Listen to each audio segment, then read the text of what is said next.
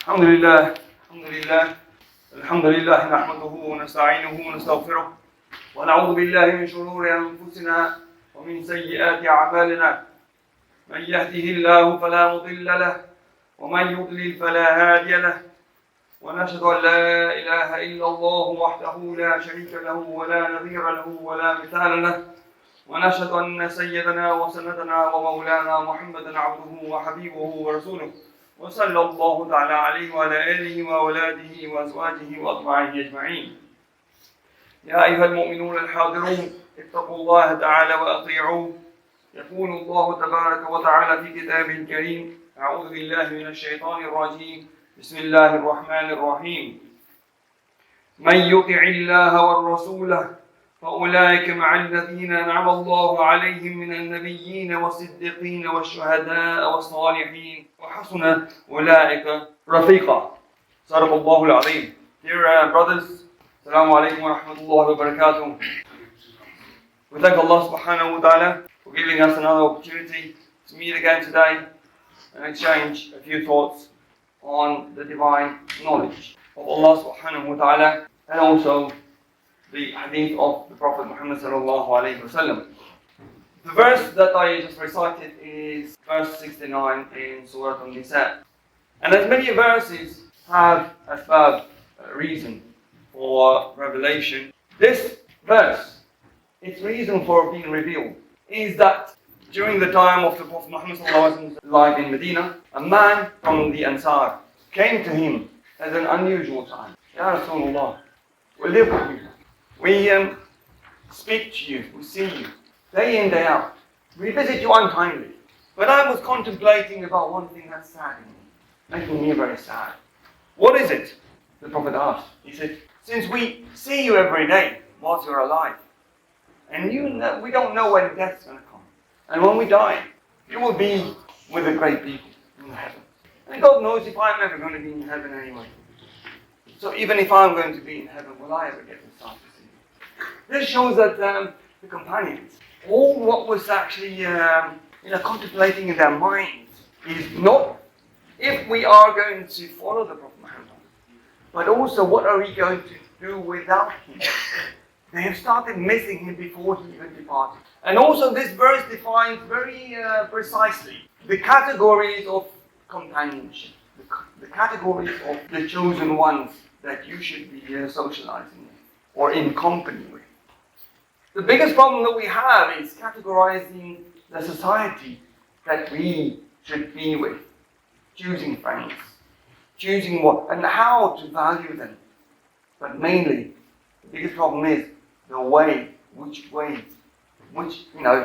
road do we choose, right? Because in that road, Allah subhanahu wa ta'ala will never allow in a good road, in a good way, evil people in there. So when we find that there are some kind of inconvenient people, know for sure that that is not the right way.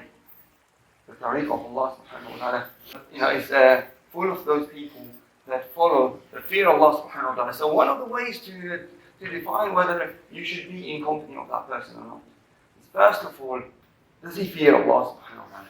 Does he follow the examples? Does he follow the lifestyle of the Prophet Muhammad sallallahu alayhi wa sallam, who is a true guide? As Allah said, verily in the Prophet Muhammad you have the best of examples. Who's saying that? The Creator. So it is guaranteed that his way is the way. So choose a person to be friends with if he follows the sunnah of the Prophet Muhammad sallallahu alayhi wa sallam. Does he fear Allah in his actions? And then you will automatically start finding yourselves in the company of good people. What people? The shuhada. The nabiyyin, in the company of the prophets. How did this verse come? Because of time running out, we'll need to summarize it shortly. This verse came as a result of that companion go to the Prophet Muhammad and he's saying, you will be in the heavens with all of these great people. I wonder if I'm going to be anywhere near that. My actions are not of that type of category. See, the companions looked at their own actions as always the lower ones. They never looked at themselves as, I am good and the others are bad. I am the bad one and all the others are better than me. So I am contemplating, and it's hurting me in my heart if I'm ever going to be in the group of those people or not. So Then this verse came down after the companion had left. So then the Prophet Muhammad sent a message to that companion. This is the verse that was revealed. وَمَنْ يُطِعِ اللَّهَ وَرَسُولَهُ. It begins with fear of Allah. And also then show your respect and your honor and your allegiance to the Prophet Muhammad sallallahu alayhi wa sallam. And then you will find yourselves in the company of those great people. On which people Allah says, فَأُولَٰئِكَ مَعَ الَّذِينَ أَنْعَمَ اللَّهُ.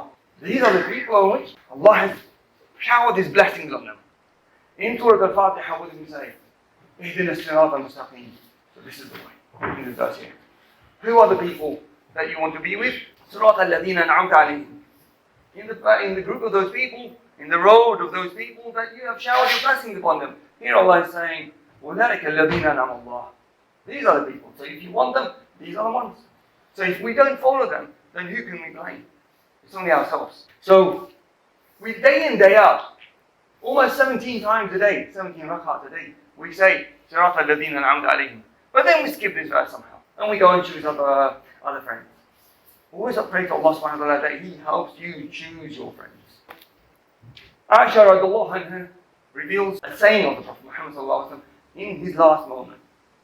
And the Prophet said to her, every prophet should be given a chance in his illness, in his last illness, whether he wants to be with Allah or not, or continue living. Then Aisha said, later as his illness got worse and his voice weakened, I heard him say, مَعَ الَّذِينَ أَنْعَمَ اللَّهُ. And the verse I was down at the end. With those that you have showered your blessings upon. I got the message, she said, that he's been asked, who do you want to be with? And also this other hadith that right in the moment before his soul departed, he said, Ar-Rafiq al-A'la, raising his finger 3 times, Ar-Rafiq al-A'la. I want to be in the company of Allah subhanahu wa ta'ala, the high. At this moment, the Prophet Muhammad sallallahu alaihi wasallam is recognizing the values of other prophets. He says, I want to be with the Nabiyyin, wa Siddiqeen wa Shuhada. I want to be with them. He was the seal of the prophethood, the most valuable prophet of all. Yet he himself is saying, I want to be in the company of those prophets. How is it the Prophet Muhammad sallallahu alaihi wasallam is telling us that always look at yourself as the lower one in terms of value, and others are more valuable to you, and look up to them. But he himself was the most valuable one. So the humbleness of the Prophet Muhammad sallallahu alaihi wasallam. And then, according to Anas ibn Malik, he said, Ya Rasulullah, but what about those who are lesser in action? Then the verse continued. ذَلِكَ الْفَضْلُ مِنَ اللَّهِ. This is the blessings of Allah subhanahu wa ta'ala, that you will be raised to those levels. If you fear Allah and you wholeheartedly follow the Prophet Muhammad sallallahu alaihi wasallam, even your actions may not be that type of high quality like the others, but it is ذَلِكَ الْفَضْلُ مِنَ اللَّهِ. This is not from your own deeds. This is a blessing from Allah subhanahu wa ta'ala. Then the next, the end of the verse says, وَكَفَى بِاللَّهِ عَلِيمًا. Isn't it Allah is enough for you as all-knower? Meaning that Allah already knows that your actions are lesser than the others.